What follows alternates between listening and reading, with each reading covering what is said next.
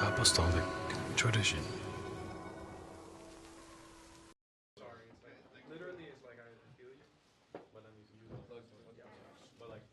You don't want anything? I'm good for now. Yeah, I don't like to eat before I talk. So.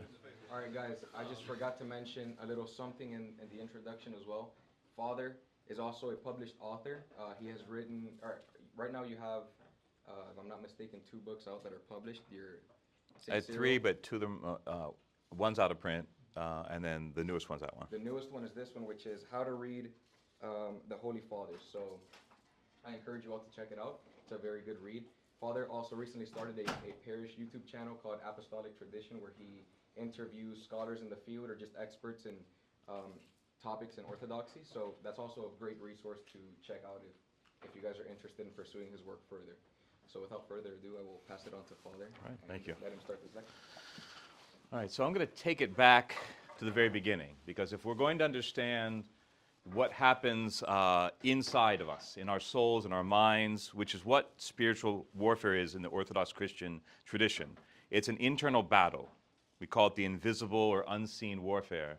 And so we have to understand what is a human being, what were we made for, and then why did this battle start in the first place? And of course, the Orthodox tradition is deeply rooted in the Bible. The Bible sets the stage for us to understand all these things. And so in the very first pages of the Bible, in Genesis chapter 1, we have the creation account. A lot of people have approached the creation account in various ways, but one way we can approach it is to understand how God has made us and what he's called us to. If you notice, there are 6 days in creation. If you know this account, maybe you've read it before, maybe you haven't, but there are 6 days in creation in the biblical account. And they are paired. You have a set of 3 days and a second set of 3 days that seem to correspond to the first set. So you have 2 pairs of days. And they're really an answer to the initial question at the first part of the chapter that says that God, he begins to create, and he sees that there is a lack of order and there's an emptiness to the creation that he wants to solve in this creation. So the first 3 days, he brings order. And he brings order by dividing things into pairs of 2.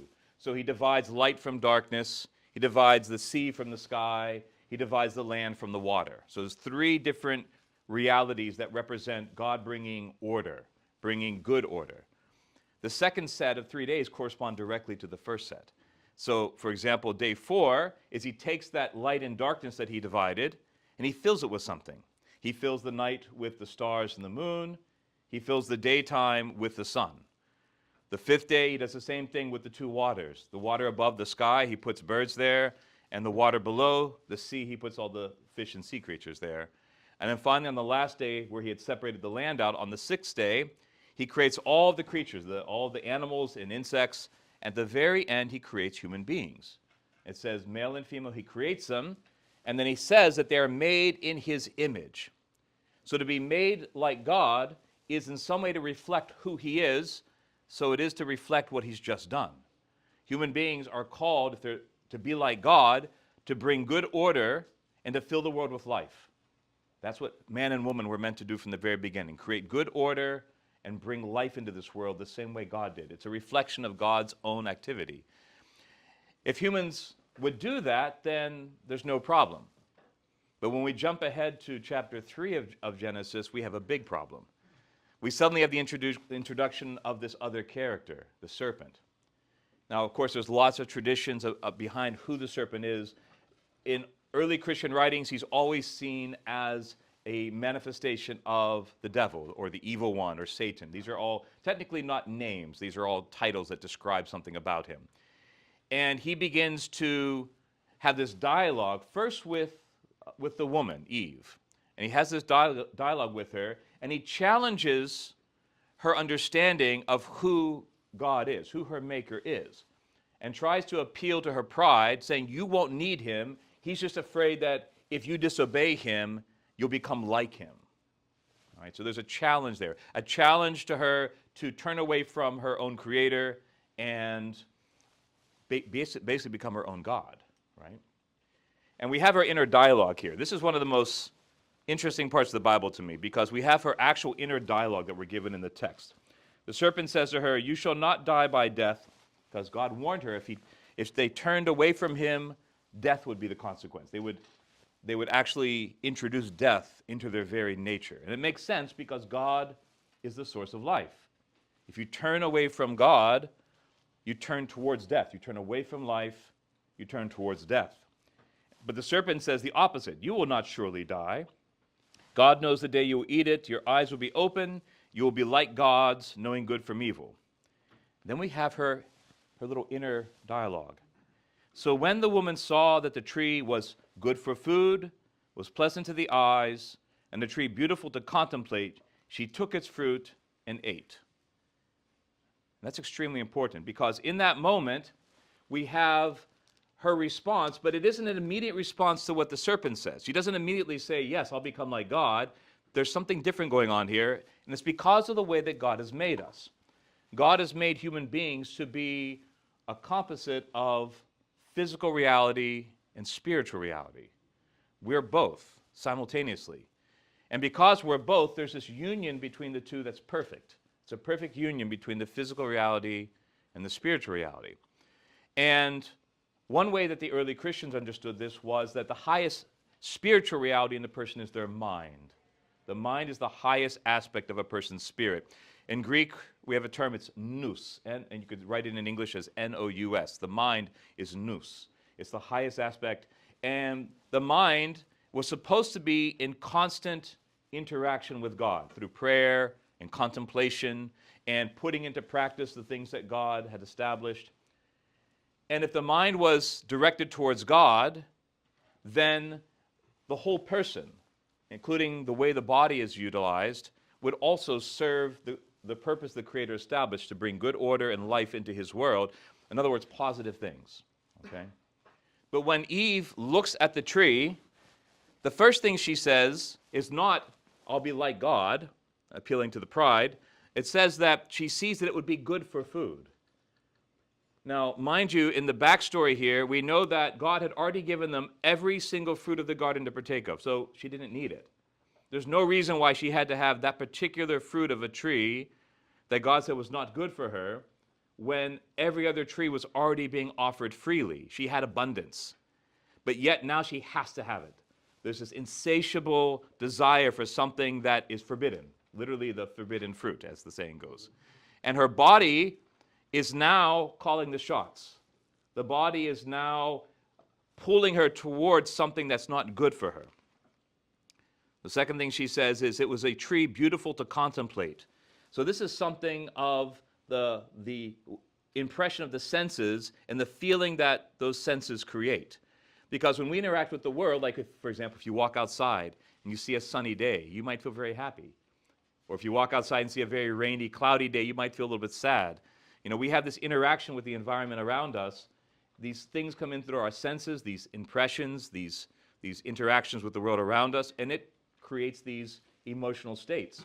And she looks at the beauty of this tree and she begins to think about it. She's drawn towards it. So her emotional state, which represents kind of the soul or the spiritual state of the person, is drawn now towards the tree. And then the highest aspect of her soul, her spirit, being the mind, is last.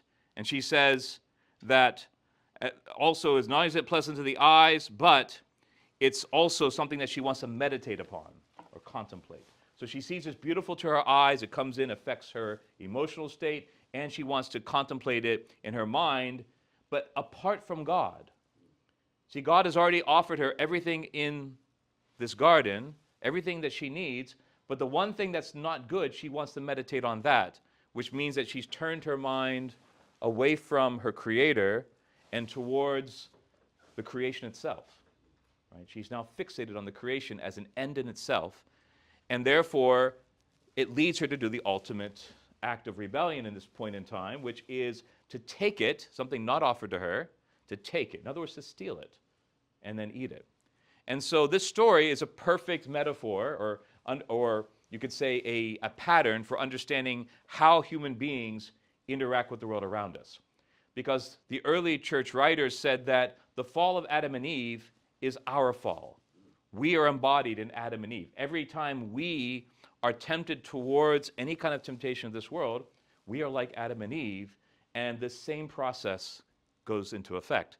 We have this desire, and there's a reversal that happens in our very existence. So, for example, our body is meant to be in alignment with our mind. We're supposed to act rationally. We're supposed to weigh things out, to discern what is right, what is wrong, and make good choices how we interact with the world around us. But oftentimes we are driven by irrational desires, irrational temptations, things that pull us that we feel like we can't control, things that seem like they have a power over us, things that seem like they conquer us. And this is the same experience we see with Eve. She is just drawn from, you could say, from the body up.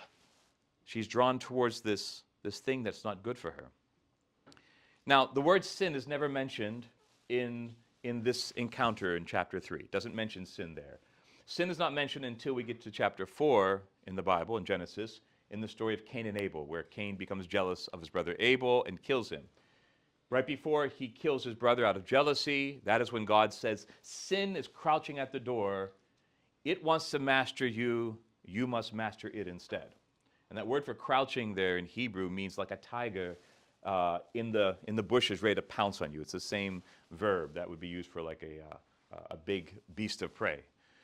And so when sin is first mentioned, it's like an unstoppable force that we have to fight with. And God warns Cain that you have to master it first. There's something you must do. You must battle against it, or it's going to tame you instead. It's going to bring you to your knees and make you fall to it.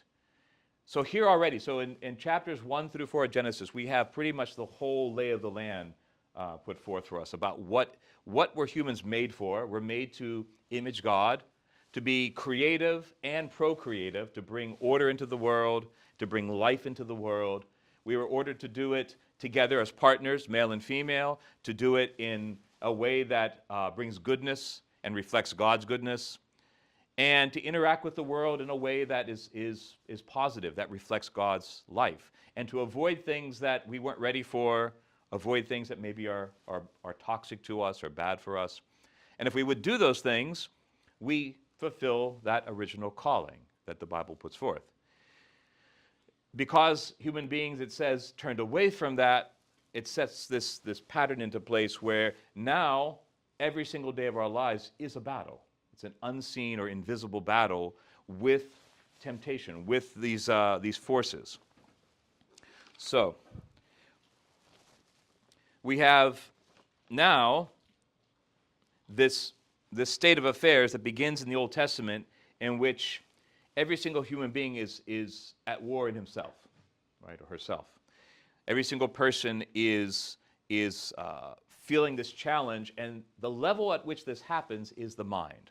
Again, I mentioned that the word in Greek is nous, for mind.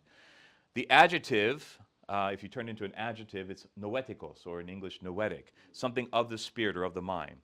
So the early Christian writers, the early saints of the church, they described everything that you can't physically see and touch. It's not part of the physical world. They said it's part of the noetic world or spiritual realm.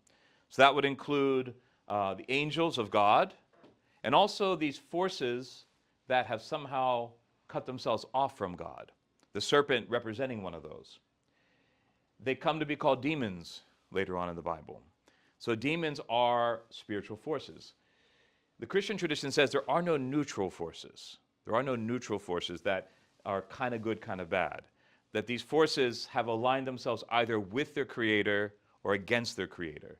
And so human beings exist in a world in which, yes, in the material world, everywhere we look and see and touch, we know what we see in front of us. We can examine it, we can quantify it, we can scientifically experiment on it, we can come up with theories about where it came from. We can talk about all those things in terms of the physical realm. But there's a secondary level to this, something you can't measure. You can't actually put it under a microscope. You can't say, look out into the cosmos with a telescope and say, oh, there it is. That's the spiritual realm. It is probably the closest scientific term, which I still don't like to describe, would be like another dimension. But it's not quite that, because it doesn't exist by laws of physics like it would in another dimension, according to these theories in science. It's completely different than this reality. And human beings are a perfect union of these two realities, of that physical world and of that spiritual or noetic world. We sense it at times. There are times that we sense it and we don't know what to do with it. So, for example, when we fear death, we don't fear death in the same way that, say, an animal might fear death. Of course, we can't get into the head of an animal and experience it the way they do, but their survival is a reaction to suffering, a reaction to the experience of pain. An animal, we're not aware or haven't been able to see an animal sitting there and contemplating the meaning of death and life. Why are we alive? Why do we have a longing? Why do human beings have a natural longing for infinity, eternity? Why do we long for something beyond death? Why do we existentially think that death is wrong, that there's something bad about it? You know, there's something innate in every culture, in every time period in history. Human beings have come to the same conclusion. There's something more. And occasionally we experience things. You could say there's a little glitch in the matrix, so to speak, in which we experience something. Someone sees something supernatural they just simply can't explain. It's something you cannot measure, something you cannot quantify with sciences. There are things that happen in our own lives. There are things we intuit. There are things that happen to us that cannot be explained. There are coincidences that are so statistically impossible that it cannot be just a coincidence. And we say, what was that? So we all have those moments, whether you call them just good fortune, or maybe even more than that, serendipity or something, like something perfect came together. We all, at time to time, have those types of experiences. We all have moments of deja vu, where we feel like we've gone through this spiritually in some way, and we don't understand why.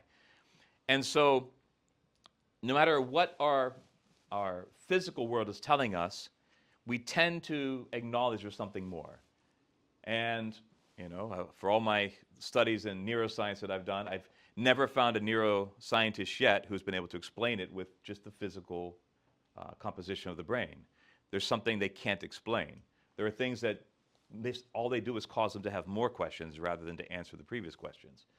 This is because, according to the Orthodox Christian tradition, we are body and spirit, and we have this mind that is interacting with things that we don't understand.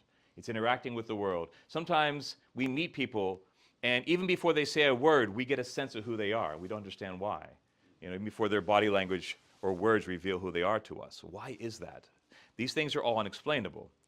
But what we can say is that if there is something more than the physical realm, if we're not just meat puppets walking around, as they say, if we're not just mechanical, biological machines, if there's something more and there's a spiritual reality, then we need to take it seriously. What is happening in that spiritual reality?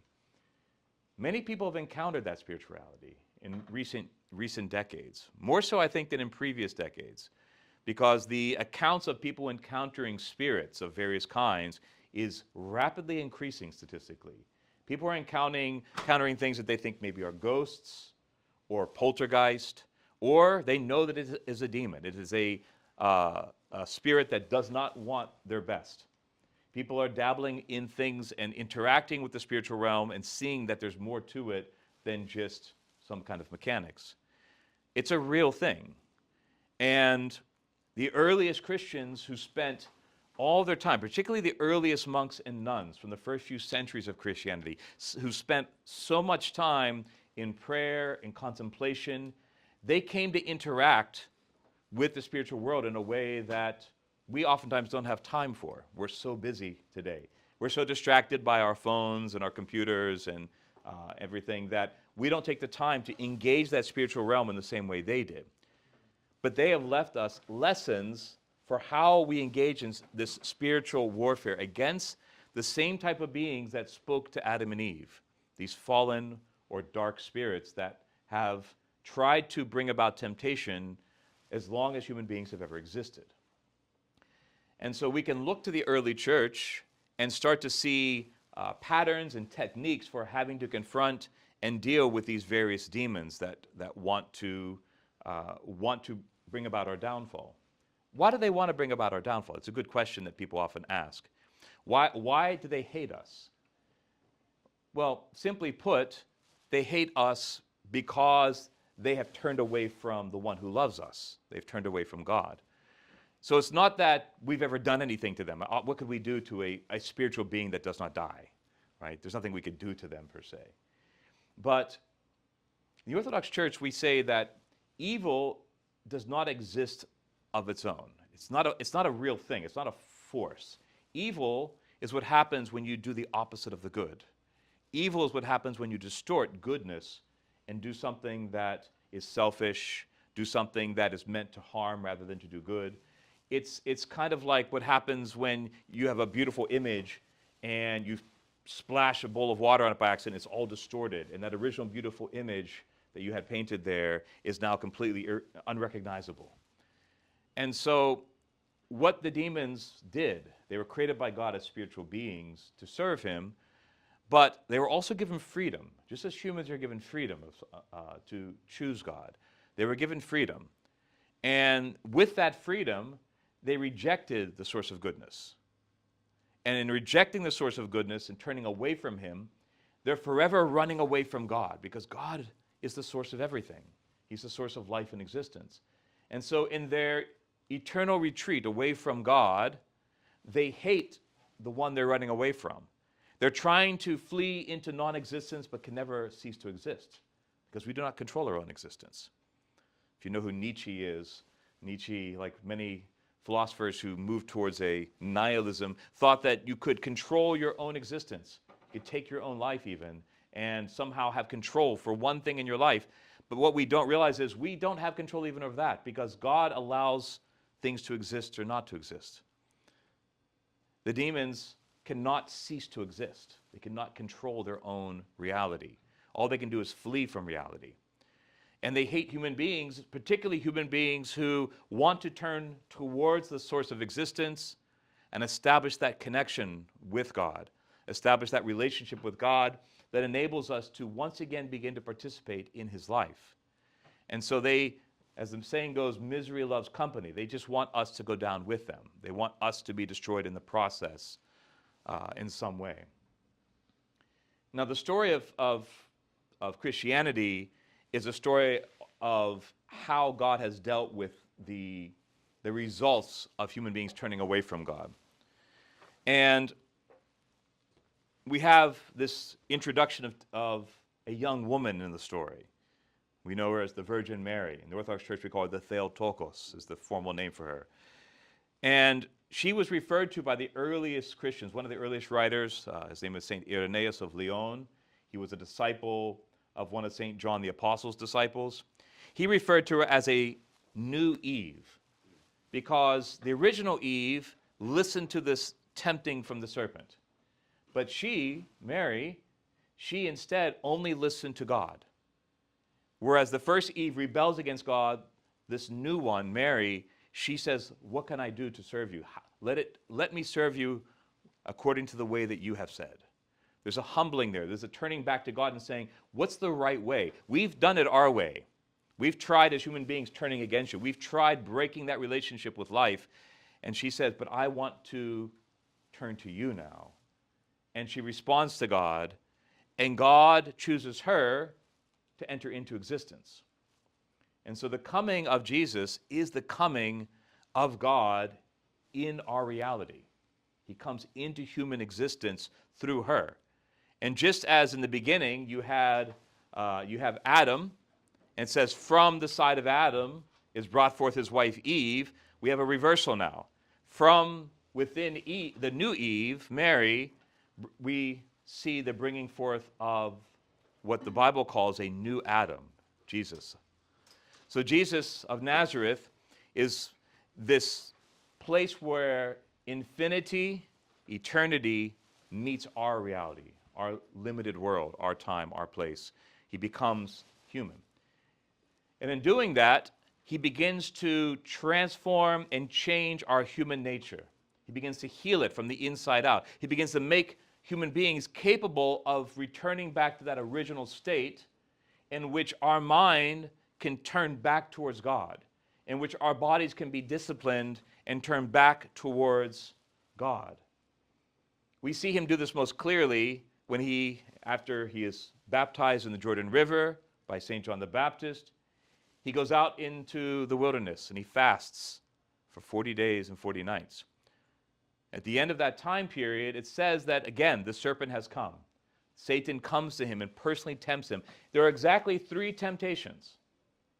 And these are essentially the 3 temptations that happen within the mind of Eve. You see, the serpent has gotten wise now.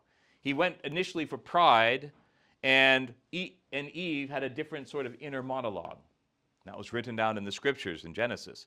And now the serpent knows exactly how the inner workings of a human go and tries to tempt Jesus with the same 3 things, basically. With, first of all, turning bread into food. Oh, you've been fasting. Well, use your authority that whatever God has given you to turn this bread into food and feed your belly. Just as Eve said, that fruit will be good for my stomach, right? And secondly, we have this second temptation. What she said, she looked and saw that the tree was pleasant to the eyes and was drawing her, and she had this emotional reaction to it. As a result, we have the devil presenting Jesus with the kingdoms of the world and their beauty and this ability to have all these things. And he turns it down. And then finally, he takes Jesus up to the top of the temple and tells him, throw yourself down and have God's angels come and save you. In other words, be like God for the sake of just showing your powers. Not for the sake of any specific good thing, but just to prove it, just to show that you have power, to fulfill your pride, to have this sense that you are mighty and great. And he turns it down. So in that story in the desert there that happens in the Gospel of Matthew, Jesus is basically undoing the 3 things that Eve contemplated. So he is basically reversing that. He is healing human nature, the human ability to stand up to the temptations that come from this demonic spiritual realm. Ultimately, at the end of his earthly life, Jesus completes this work by completely undoing the results of man's disobedience, by overcoming death itself. And by overcoming death in his resurrection on the 3rd day, he makes it possible for humans to have hope in something at the end of history, at the end of time, that humans will also be raised up. And so that story of the resurrection and how it was interpreted by the apostles in the New Testament is extremely important, because humans are not supposed to exist as disembodied spirits like the demons are. We are supposed to actually be raised back up as restored bodies and spirits in unison. If you leaf through the New Testament, you find maybe only 2 sort of vague references to some immediate state of existence right after death, what's called the intermediate state. Pretty much everything else in the New Testament is about this future state in which the body is restored, made whole, and is united fully to the soul, to the spirit. But in order for us to participate fully in that future reality, to have a hope in that reality, we need to do something now. Jesus has made it possible for our nature to be healed. We have to actually participate in it in some way. We have to do something to actually also reject the 3 temptations of Satan. We have to do something to turn back towards God as the source of life and existence, to regain our creative and procreative ability and to image God. And if we want to do that, then we have to actually imitate him in some way. Now, first of all, the Orthodox Church would say that on the moment that Jesus ascends into heaven, he promises that something new is going to happen about 10 days later, when the Holy Spirit will come down upon his followers. And on that day, called Pentecost, they will actually begin this transformation process. It'll be a cooperation with God's own power. But he never tells them that God will do all the work. And when you read the writings of the apostles in the New Testament, he never says God will do everything. Of course, God is guiding it. God is leading this change within us. He is the one actually healing human nature. But there are things that are commanded of Christians in the Bible that are necessary in order to reject the power of the demons. And this is where spiritual warfare really begins to affect us. So the very first thing, our bodies. If we want our bodies to function properly, they must be disciplined. And I'm not talking about training for a marathon and getting in shape or losing 50 pounds so you can fit into your bathing suit. I'm referring to a spiritual discipline of your body, because your body is constantly craving things. Your body wants more than it needs, or wants things that are not good for it, either now or at any time. There are things that the body seems to desire that are toxic to it, right? How often do we get drawn towards junk food or towards overeating and to the point where our stomach hurts, or etc., right? There are many things we desire, we crave for, that we don't need, or things that we don't need at the right time, things that can harm us now because we're not in the right place in our life for those things to be exercised properly. And so we have to learn to put our body back into its proper place.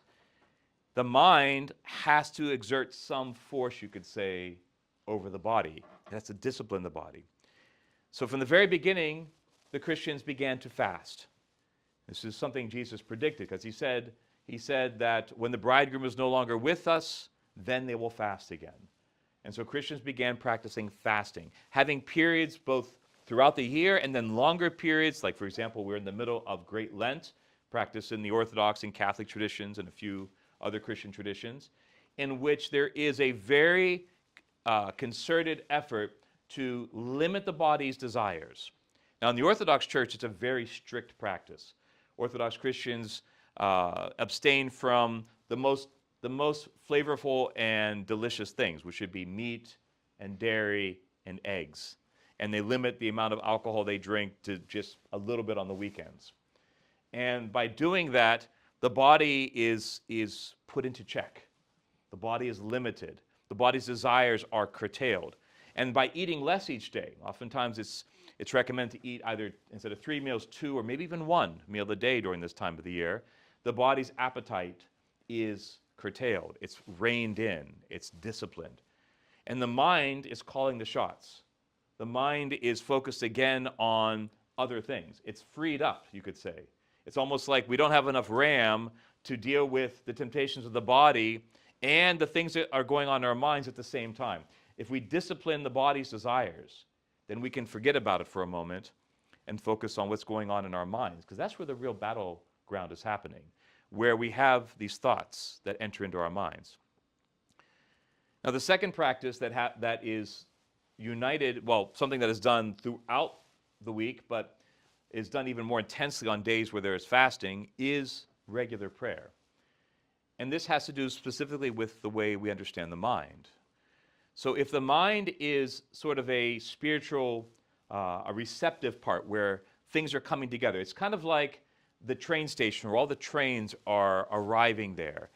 And imagine that you have one train with impressions that come from the body. So your hunger, your thirst, your fatigue, you're tired, sexual desires, all these things are one train coming from the body into the station, which is your mind. You also have things coming from your imagination. Your brain comes up with crazy ideas. Some of them are good, some are really terrible. And that's another train that's going into your mind, or all of the various things your brain comes up with, okay? You have things coming in through your senses. You bring things in, images, impressions through your ears and eyes and through your physical touch. And those impressions arrive in the station. But there's one other train that we always have to realize is coming into that station. And those are thoughts directly from this demonic realm. These are demonic thoughts. The Apostle Paul in the Bible calls them fiery arrows that are being shot at us. And they enter into the mind as temptations. Now, it's hard to parse these things out to see which of those thoughts were mine and which were from outside. If you had something that's really insane and kind of weird and diabolical, probably definitely not from you, hopefully. But it could also be something silly, right? A thought like you see someone in need who needs some help, and the thought pops in like, why do I want to help that guy, right? That could even be demonic. We don't know. Could be ourselves. It could be demonic. But the early Christians said, it doesn't really matter. It doesn't really matter where these things come from. And if we spend time trying to figure it out, by the time we figure it out, it's too late. We're already thinking about that, and we become obsessed very easily. Right? You don't have to have OCD to start having these thoughts spin around in your head. That's just a very common human practice. And so it's better to use prayer as a way to keep our mind focused on other things. And so the Apostle Paul says that we are to pray without ceasing, never-ending prayer. And what does that mean? Does that mean we have to stand there all day with a prayer book or all day long say, Our Father who art in heaven? No, that's not what it means. It means having a constant conversation with God throughout the day. Because when our mind is focused in a certain direction, then it's very hard for these other thoughts to come and interrupt us. Right? If our mind is focused throughout the day on this kind of internal conversation with God, we're not going to have the inner monologue that's contemplating all these other thoughts that are bombarding our minds.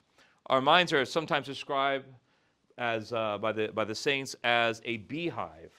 And these thoughts are like bees just going in and out. It's buzzing all the time. We need to slow it down. We need to slow the mind down. We need to focus. We need to have some intentionality. A lot of people are into mindness today, mindness practices. It kind of has a similar origin. Of course, it comes from further east than even the Orthodox Church, from the Far East. But the idea was to slow things down and be in the moment. But that's precisely what the early Christian saints said, except they said, slow things down, be in the moment, but be in that moment in a conversation with God. Because nature abhors a vacuum. If you try to just be empty, something will fill that space. It always rushes in. Something will come in and fill that space if you try to empty your mind completely. It's impossible. People who try to do Buddhist or Hindu meditative techniques, they find that something always comes there. So the early Christians said, yes, calm your mind, focus your mind, be in the moment, be intentional, but be in a conversation with God through prayer as you go throughout the day, and your mind will repel those unnecessary thoughts, the ones that aren't good, the ones that aren't from you, the ones that aren't positive. And so these two things together, the prayer and the fasting together, reunite the body and the mind in a way that there is, again, discipline and order. There's a rationality that comes where we can examine the world. We can look at things and take a moment instead of reacting, right? We always are reacting against everything, but when we are calm and focused and speaking to God, we can look at the things around us and actually examine them. Sometimes people refer to this as discernment. It's what the tree originally represented. The tree was that Eve and Adam as well were told not to partake of, was the tree of the knowledge of good and evil. Not of good and evil, but of the knowledge of good and evil. It represents discernment. Proper discernment for them at the time was to say no. God said, we're not ready for this. This is not good for us. And had they resisted taking that fruit of the tree, that would have been a good judgment, a righteous judgment, good discernment. We're faced with that every single day. For us, discernment is the ability to slow down, examine the choices put before us, and say, what is good in this situation? What is the right thing to do in this situation? Now, our mind, if it's bombarded with lots of different sources, lots of different inputs, lots of different thoughts coming in on all those different trains, we aren't going to be able to make those wise choices. Because wisdom only comes about when we can actually examine things with a free and clear mind. Otherwise, we're moved back and forth by desires, by irrational emotions. Our fight or flight mechanism causes us to want to either to confront the thing in front of us with anger or violence, or to run away from it and be cowardly and not deal with it. But instead, we can be clear-minded and actually approach the world in the right way if our mind is focused on God in that moment and able to resist all this onslaught of thoughts. So that's the core of spiritual warfare, is fasting and prayer throughout our lives. And the early Christians used this to realign a person, for their body and soul to be put back into this correct position in relationship to God, to be able to be a servant of God, to image God, to be able to bring God's creative and procreative power into this world. But there's one other thing that usually gets lumped together with this. These three things, prayer and fasting, they're usually called asceticism. And asceticism comes from a Greek word which means to exercise something, to train yourself, like you would train for the Olympics. But it's a spiritual training.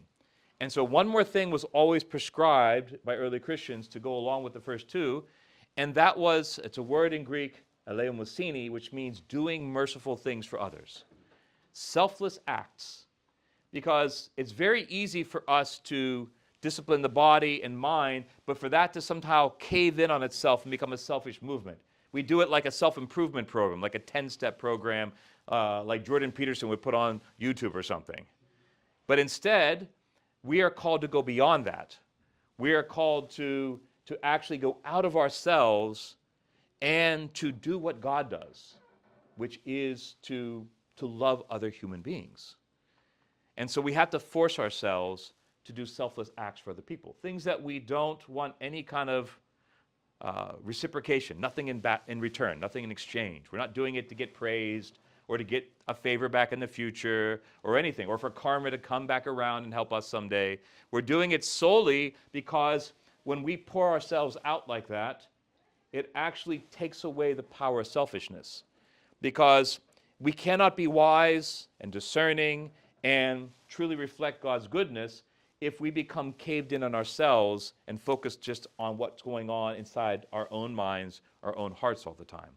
We have to instead get out of our heads somewhat and look outward to how we can actually serve other human beings. This is why Jesus, when he sums up the entire Old Testament, he sums it up with one phrase. He says, the two great commandments are to love God with all of your being and to love your fellow human being as yourself. So there's that looking out and not being selfish, but doing things for the sake of the other person, doing it because they are also someone made in the image of God that hopefully is also going to strive to turn back to God as well. So these three things together, I call them the three pillars of asceticism: prayer and fasting and selfless acts. These are all things that change us. They are participation in God. They are participation in God's Spirit. They are participation in a life in Jesus Christ according to the earliest Christian tradition. It is a direct battle against the forces of the devil, of this demonic reality that is all around us. But when we participate in this practice of asceticism, we are fighting back.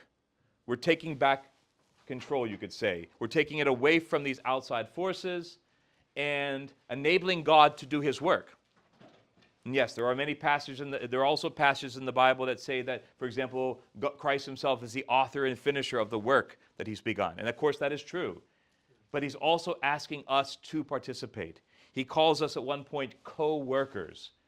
It's a word in Greek that means our action has to be united to his action. There's something he's asking of us. There's a joint movement. He's not going to passively change us. He's not going to just do it against our will. Adam and Eve used their will to turn away from God. They misused their freedom. The same as these spirits that turned away from God.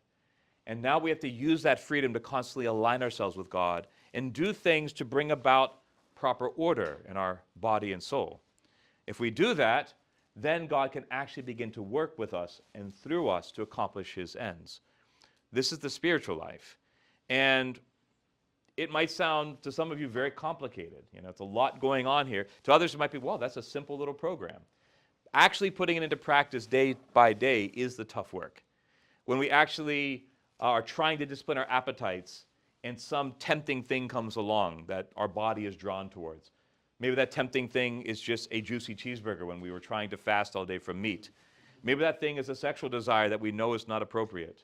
Maybe that thing is, we know we have a term paper due the next day, and we decide we want to sleep all day instead and be lazy instead of actually doing our work.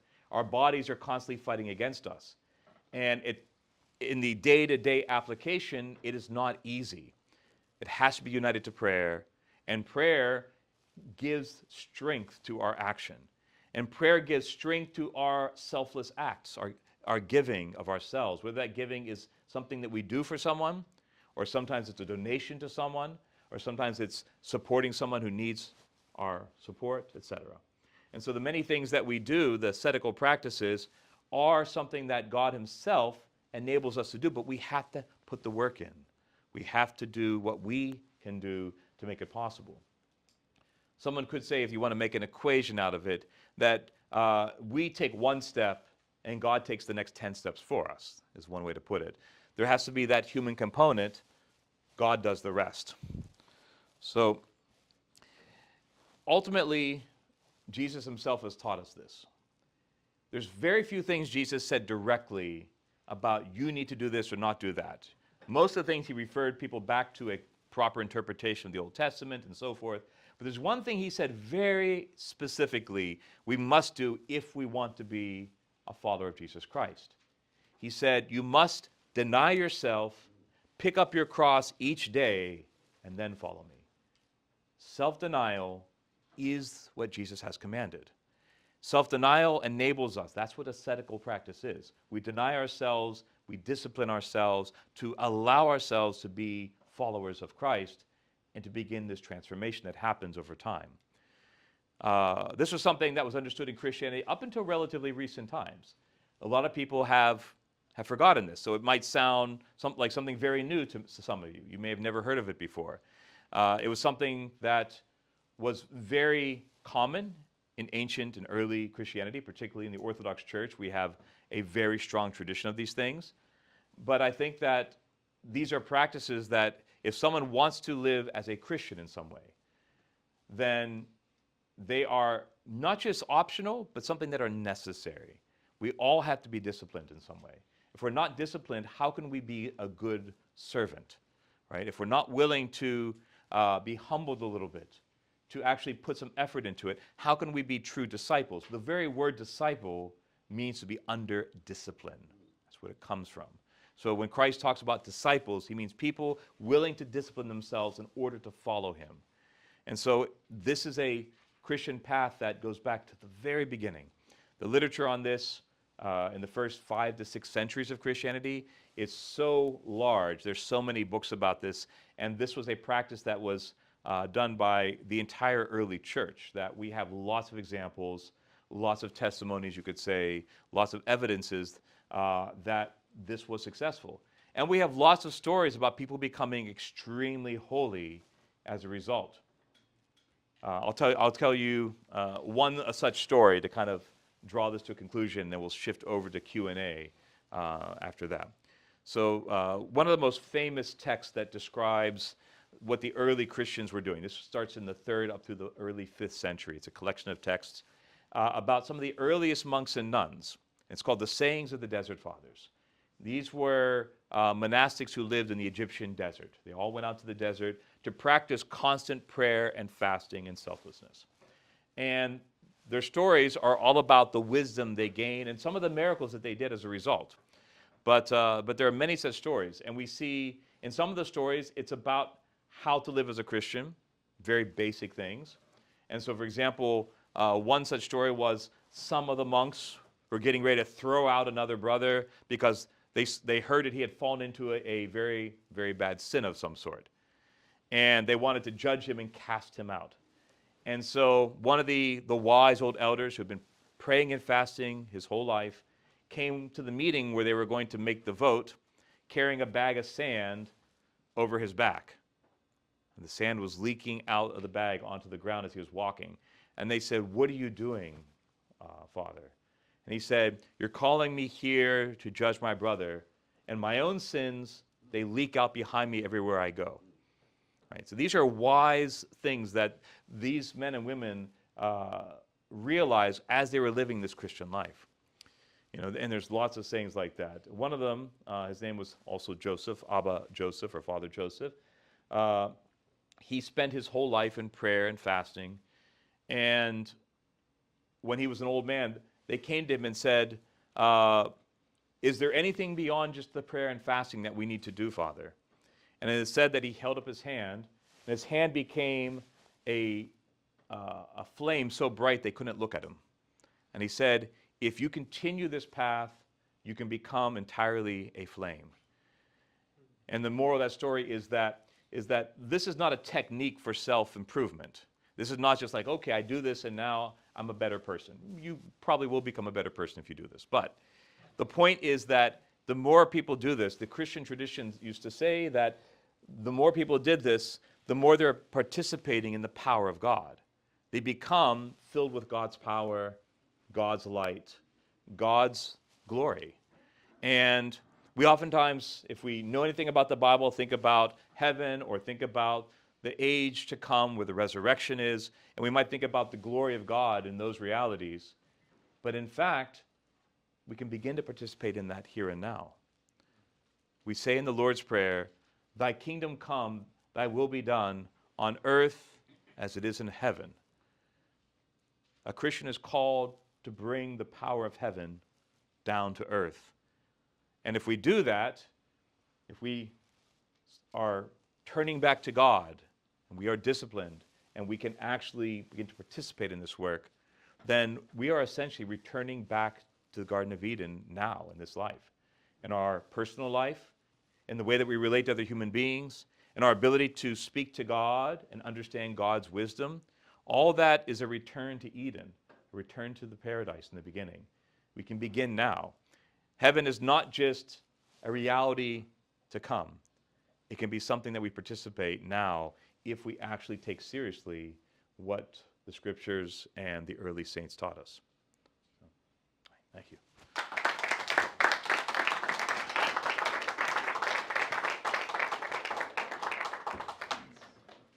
All right. Thank you, Father. That was fantastic.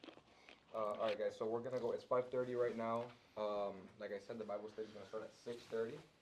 So we'll do a Q&A for maybe, we'll see, maybe like 30 minutes, so we can start transitioning, or until there are no more questions. So with that, we'll just get it started. Okay. If you just want to like raise your hand, you want to like, why don't you like, I'll point them. Okay, just raise your hand, I'll point to you, and Okay, you can, that. yeah, so we'll do that. Who's,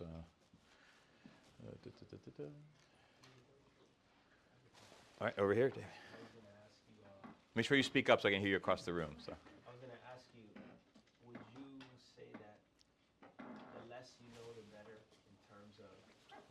Apostolic Tradition is an evangelical ministry of Christ the Savior Orthodox Cathedral located in Miami, Florida.